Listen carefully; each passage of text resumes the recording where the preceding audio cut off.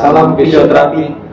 Terima kasih sudah mampir ke channel kami dan juga terima kasih sudah menyaksikan video ini ya Bang ya. Untuk teman-teman, kemarin kita ada lihat di kolom komentar ada yang minta video tentang GBS, di mana GBS ini ialah singkatan dari Guillain-Barré syndrome, di mana penyakit GBS ini ialah penyakit yang menyerang sistem saraf kita. Jadi di mana sistem kekebalan tubuh kita menyerang sistem saraf kita. Jadi ini menyebabkan kurang lebih kelemahan otot ya Bang ya. Biasanya ini ditandai dengan gejala-gejala yang gimana Bang biasanya Bang? Biasanya ditandai dengan adanya kesemutan pada tangan dan kaki ya, dan menimbulkan nyeri dan mengakibatkan kelemahan di otot-otot tangan dan kaki. Makanya biasanya Guillain-Barré syndrome ini dia masalah keseimbangan sama susah berjalan atau berdiri gitu. Dan biasanya untuk penyebabnya sendiri selain dari infeksi, mungkin ada juga dari virus juga, itu mungkin bisa menyebabkan yang dinamakan penyakit GBS ini. Jadi kita bisa menarik lagi untuk diagnosa GBS ini melalui pemeriksaan khusus dari sistem, ada pemeriksaan namanya, pokoknya dicek darah kita, kurang lebih seperti itu. Nah biasanya untuk GBS ini perlahan-lahan dia itu bakal mulai menurun kekuatan ototnya. Jadi enggak di situ dirasakan gejalanya yang kebas-kebas lemas ini, enggak besoknya bukan berarti langsung tidak bergerak, enggak. Dia berangsur-angsur nanti 2-3 hari atau bahkan seminggu sampai akhirnya dia tidak bisa bergerak lagi.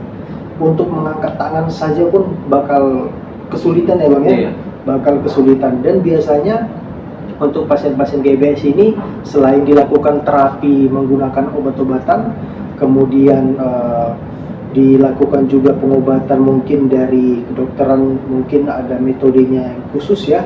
Kita juga biasa menangani dengan terapi fisik, yang dimana fisioterapi hadir untuk memberikan latihan terhadap pasien GBS ini.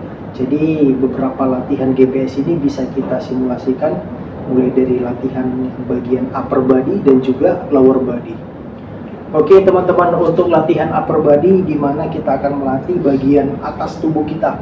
Jadi untuk pasien Guillain-Barré syndrome ini kita belum bisa memberikan latihan-latihan yang terlalu rumit atau terlalu berat, karena untuk semua yang kita jumpai ya Bang ya, itu rata-rata untuk mengangkat tangan saja sudah sangat kesusahan. Jadi kalau misalnya untuk latihan yang berat itu mungkin ada di tahap berikutnya nanti. Oke, untuk yang pertama yang bisa kita lakukan ialah latihan aktif. Kita mengangkat tangan ke depan sebanyak 15 kali. 1. Oke, kemudian turun, angkat lagi ke atas. 2. Oke, turun. 3. Sampai 15 kali pengulangan. Jadi dimana harapannya kita tetap menstimulasi untuk aktifnya dari bahu kita supaya tetap ada kekuatannya. Jadi jangan sampai begitu kita ngerasa lemes kita diamkan saja, jangan. Karena apabila kita sudah mulai diam ataupun tidak melakukan gerakan, nah disitulah progresif otot kita bakal semakin menurun. Nah apabila sudah 15 hitungan, kita kemudian berganti gerakan, yaitu mengangkat ke samping. Jadi kurang lebih seperti saat senam, angkat tangannya ke samping 15 kali juga. Benar.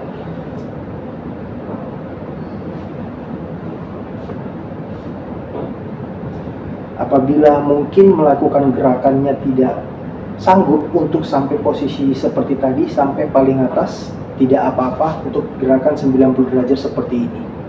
Iya, benar. Nah, apabila kita melakukan gerakan ini sudah mungkin mulai merasa agak capek, nggak apa-apa, istirahat dulu sebentar, kemudian lanjutkan lagi. Nah, apabila sudah selesai melakukan gerakan yang dua ini, ya untuk upper body, ini adalah gerakan yang kita lanjut untuk gerakan lower body, di mana gerakan ini berfungsi untuk menjaga tetap stabilitas kita dan juga kekuatan otot kita untuk berjalan, yaitu latihan duduk berdiri. Oke, di sebelah sana sudah ada kursi.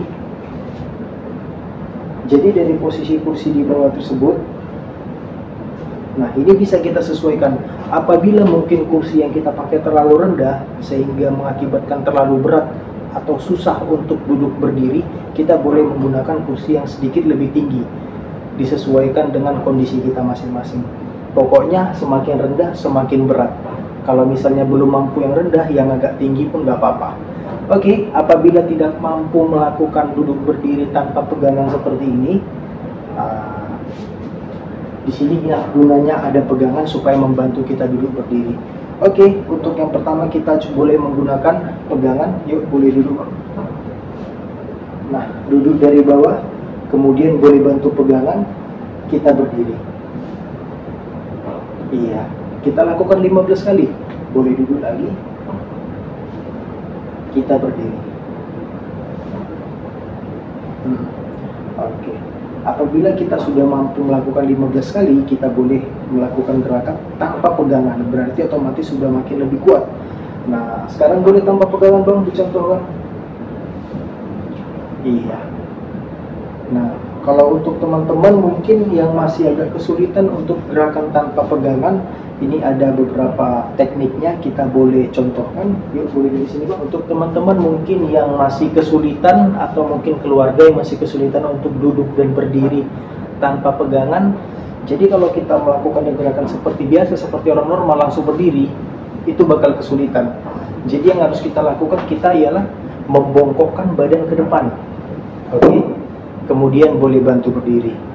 Nah, jadi kurang lebih gerakan membungkuk ke depan itu membantu sedikit lebih ringan untuk posisi berdiri. Nah, juga keseimbangan kita pun lebih baik pada gerakan ini. Karena begitu kita tidak membongkokkan badan ke depan, takutnya bagi orang yang baru mulai belajar, yuk boleh berdiri Bang, takutnya bisa ke belakang dan akhirnya jatuh. Oke, selain gerakan ini kita boleh melakukan gerakan jinjit. Oke, boleh kita jinjit Bang. Jadi untuk teman-teman boleh berdiri tegak, atau mungkin kalau misalnya belum mampu tanpa pegangan, boleh pakai pegangan. Oke, untuk teman-teman ini adalah latihan lower body kita. Untuk gerakan yang kedua yaitu latihan jinjit. Nah, apabila mungkin tanpa pegangan kita sudah bisa dan sudah mampu, lebih baik tanpa pegangan. Tetapi apabila belum mampu, lebih baik menggunakan pegangan. Oke, kita lakukan 15 kali. Iya, jadi dia bukan asal langsung diangkat ya teman-teman. Jadi setiap kali kita melakukan gerakan itu, kita kunci di bagian yang terberatnya. Kita kunci, tahan, kemudian turun. Kita lakukan 15 kali.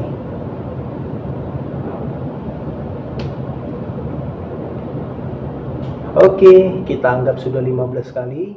Oke, jadi itu kurang lebih untuk teman-teman ya. Untuk edukasinya nih Bang, apa kira-kira untuk GBS ini Bang?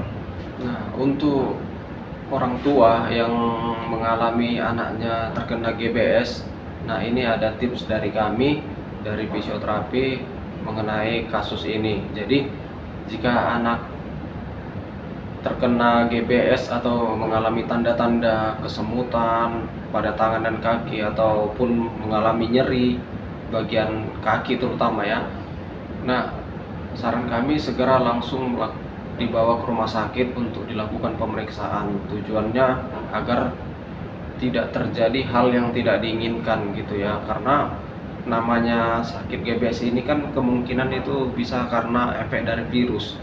Jadi virus ini bisa cepat menyebar, bisa lambat. Nah, jadi untuk jika sudah terkena ya Bang, sudah terkena kepada anak, maka harus dilakukan penanganan intensif, baik itu dari dokter anak atau saraf ataupun ke fisioterapi gitu. Jadi dari segi fisioterapinya saran kami itu pertama dari nutrisinya dulu. Nutrisinya itu yang kami maksud itu seperti rajin minum susu, ikan, dan sayur, karena itu sangat membantu untuk penguatan otot dan tulangnya gitu. Dan untuk latihan yang kami sarankan seperti yang tadi itu latihan keseimbangan pada tangan dan kaki dilakukan setiap hari, baik itu pagi, siang ataupun malam, baik 3 kali sehari selama 8 kali pengulangan ya. Sesering mungkin dilakukan semakin cepat penyembuhannya. Biasanya itu 2-4 minggu, dia di awal-awal minggu pertama kedua itu biasanya mulai nampak penyembuhannya.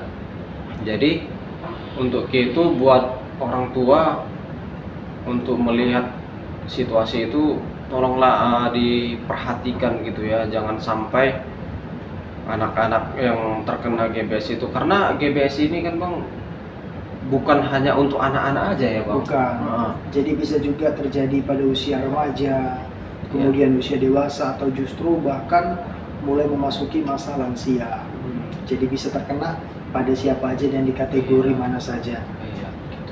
Oke, jadi kurang lebih seperti itu ya Bang ya. Untuk latihannya sendiri memang kita diajarkan harus aktif, dan untuk teman-teman nutrisinya juga jangan lupa, baik itu tinggi protein maupun juga harus makan yang bergizi ya, contoh memiliki serat dan juga tinggi kalori juga supaya ada tenaga atau asupan, karena akan aktivitas kita bakal dipacu nih untuk latihan terus-menerus. Nah, untuk teman-teman jangan lupa juga istirahatnya dicukupi supaya untuk keesokan harinya kita memiliki tenaga yang cukup juga untuk latihan lagi. Jadi kurang lebih ini ialah beberapa latihan dan juga pembahasan yang singkat tentang GBS. Untuk video-video mungkin apabila teman-teman ingin ada kita upload video, mungkin ada request ya Bang ya, mau tentang apa ya penyakit yang berkaitan dengan fungsi dan gerak, kita akan upload di konten berikutnya. Nah, untuk teman-teman terima kasih sudah menyaksikan video ini, terima kasih. Salam fisioterapi.